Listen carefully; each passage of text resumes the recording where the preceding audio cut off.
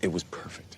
Everything, down to the last minute detail. 5 years ago, one of the best movies in the entire universe came out. And yes, folks, you got it right. This amazing movie is Sherlock Gnomes. Just kidding, I didn't know this movie existed. I thought they only made one movie about Romeo and Juliet. Anyway, words cannot express how much I love this movie. And finally this year, Spider-Man Across the Spider-Verse came out, and oh folks, how much I loved it.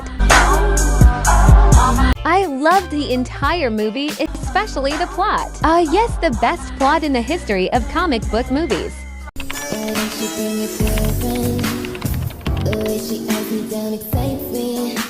This film continues the story beautifully that we all fell in love with originally, introducing us with the most breathtaking animated style that has been ever made. And this film takes it to the next level, representing various comics. Not only the animation is stunning, but also the plot. Everything else in the movie is amazing, including the characters that we loved no matter how intimidating or scary they could be. Into the Spider-Verse and Across the Spider-Verse is a reminder of just how invaluable to the multiverse can be as a storytelling tool when it's approached with boundless imagination. This one movie was better than MCU Phase 4.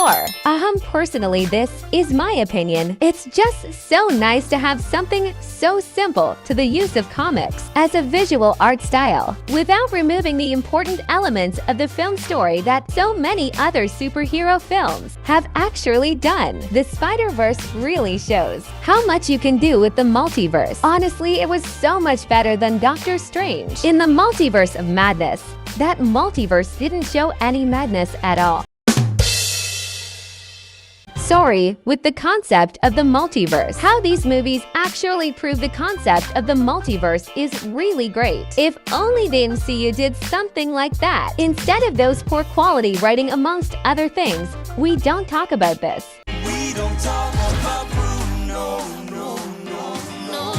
We don't talk about Bruno. Spider-Verse is what the Multiverse of Madness should have been. There's just so many ways that this movie does to bring their characters and story to life. From the perspective of Miles Morales, a diverse character that is actually done right, unlike some other studios who just take that and transform their original characters to fit the message, which fails to do so. I'm looking at you, Disney.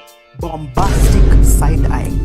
Criminal offensive side-eye. As where Spider-Verse has a unique version of Spider-Man without replacing what we already know of. It was nice to see Kilometer Morales put in a new frame with his responsibilities that he was growing from in the first film. I really can't wait to see what they are going to do in the next film released next year to complete one of the best animated trilogies ever. When you see the amount of care and time out into this film and the previous one, it's really hard to not get your hopes up. You kind of did actually have those emotions in the first film because of how great it was and expecting from its success to have a sequel. But then of course, in this movie, like I've seen many other people complain about, is the ending. It just really does leave you with a cliffhanger with more to be desired. And you really feel like the cliffhanger sticks with you. That makes you want to look forward to it, where you know they have something great planned in mind and seeing the story unfold. After a long time of waiting in this trilogy is just amazing, unlike some other franchise who have nothing planned and keeps making trash movies. I mean, some other franchise wants us to believe that they are going somewhere when they're stuck in a loop of bad quality movies. I'm really grateful for this movie. It's one of the most good comic book movies to come out this year. Let's talk about the amazing voice acting of Oscar Isaac as Miguel. That puts something unique to his character.